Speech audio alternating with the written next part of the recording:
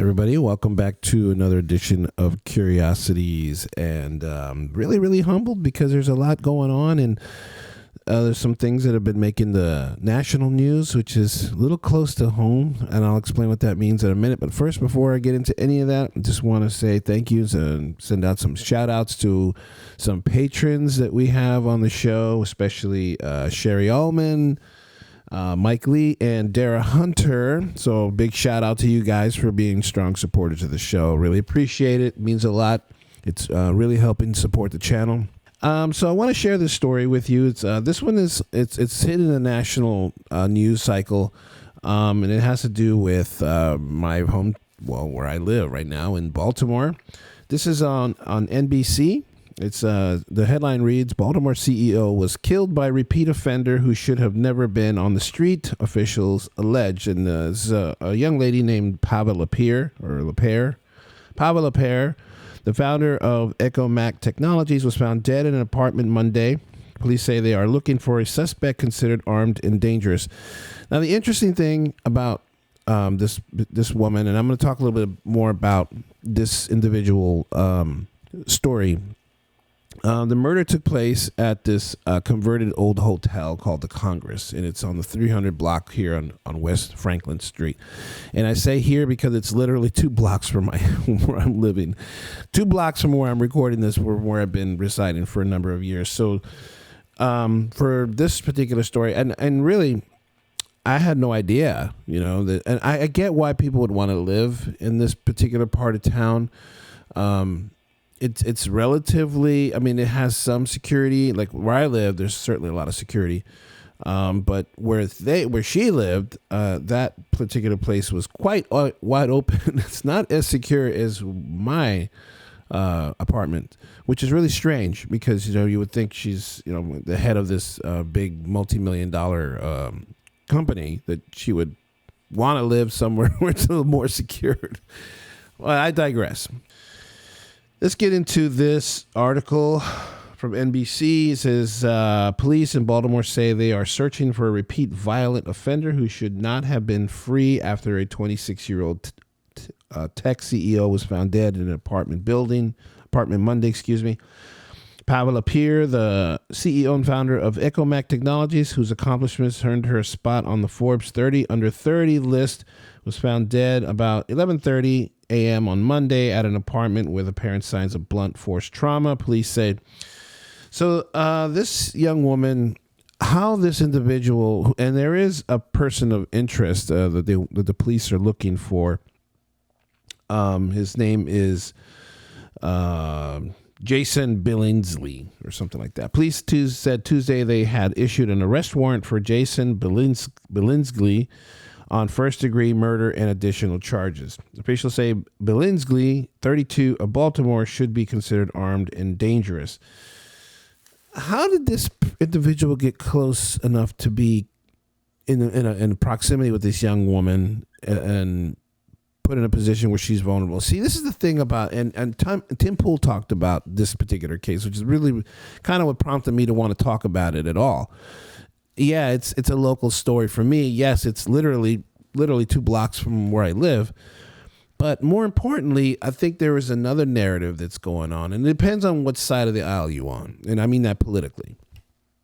Because Tim Pool was looking at this from an angle of, well, she's a woke activist, and she probably, put herself in a vulnerable state, and that ultimately led to her demise. And, her naive ideas about the world is what put her in that situation. That's Tim Pool's pretty much his angle from what I gather from watching his episode on this particular story.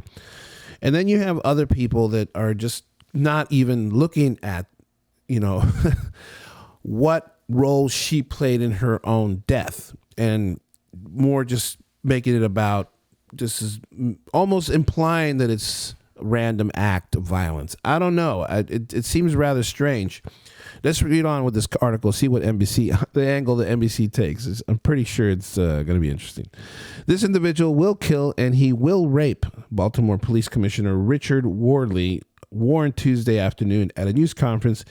He will do anything he can to cause harm. So this is a violent individual.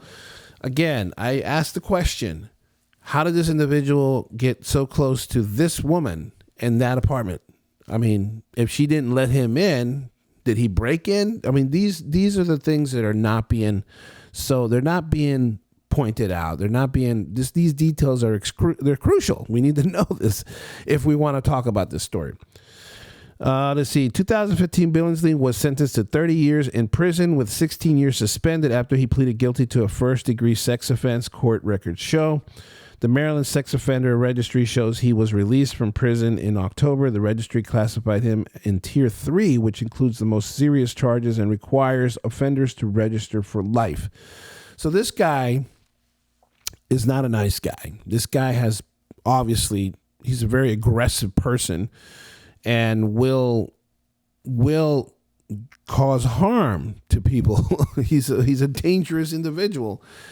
And yet, these are the types of people that our system is continuously letting out of prison. This is the type of person that should never have been released, and he was. Now, why was he released? Well, we could debate that all day till the cows come home.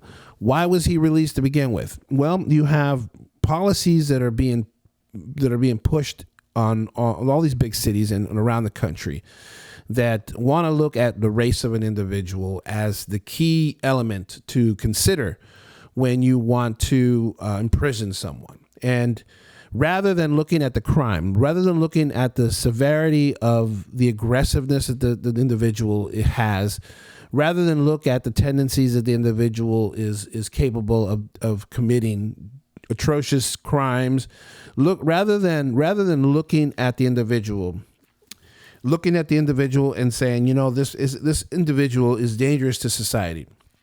It should not be put in a situation. It should not be released onto the public because they pose a danger, And rather than looking at the individual, rather than looking at the history of that individual, they want to look at their skin color. They want to look at their background and say, well, this is a more of a deciding factor than all these other horrible things that this person has done. And I think that's also the angle that Tim Pool was going at. You're going to have stories like this pop up more and this is making national news because she was the CEO of a rising company, and she was looking to improve the world through some kind of green technology. Who knows? It's an eco technology. Regardless of how he got close to her, regardless of whether or not the girl invited him in or not, she did not deserve to die like that. Blunt force trauma. He beat her to death. And whether or not he raped, it's implied that he raped her before or after, who knows. I'm sorry, but they're dangerous. They need to be in prison. I'm sorry. They just are. And, people want to say, well, why systemic racism and all this other stuff. Man, listen, okay? This girl is just one casualty, and because she's a white chick, that's probably why it's making national news, and because she's a CEO. Let's just not do this, okay? This is the reality of it. There are probably dozens and dozens of other girls like her that are not white, that are not the CEO of an eco company, that are maybe make a mention in one of the afternoon news or evening news, or maybe in the local periodicals, but then that's it. There's no more attention drawn to it. It doesn't matter if this is an individual that is known or not known, or if it makes national news or not. The fact remains that we are allowing, as a country, as a society, we are allowing the most dangerous among us to be close to us, and we're doing this willingly, and that's what makes us all look stupid, because you can't do that. You're putting everyone in danger. Today, it's this 30-year-old girl, or under 30. I think she was like 28 or something. Tomorrow it'll be a 12-year-old girl, and the next day it'll be a 15-year-old, and it just continues on and on and on and on and on. And then the next week it'll be somebody in her 50s. It doesn't matter the age. It doesn't matter the skin color, and it doesn't matter if it's a woman or a man, a boy or a girl, or non-binary or whatever. What matters is that an individual's life was ended, and it could have been avoided if the system had not failed its own citizens and keep these people that are supposed to be in prison to stay in prison.